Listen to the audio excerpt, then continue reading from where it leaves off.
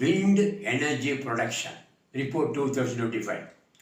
இந்தியாவை பொறுத்த வரைக்கும் இந்த விண்ட் எனர்ஜி ப்ரொடக்ஷனில் வேர்ல்டு லெவலில் 4th பிளேஸாக இருக்குது. ஆனுவல் ப்ரொடக்ஷன் வந்து 50 gigawatt.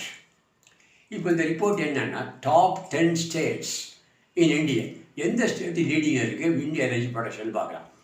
அதில் ஃபஸ்ட்டு ஸ்டேட் பார்த்தீங்கன்னா குஜராத். அங்கே விண்ட் எனர்ஜி ப்ரொடக்ஷன் வந்து 12,364 மெகாவாட்.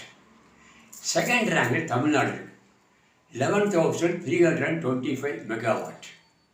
தேர்டு பிளேஸில் வந்து கர்நாடகா வந்து 6,824 மெகாவாட்டு.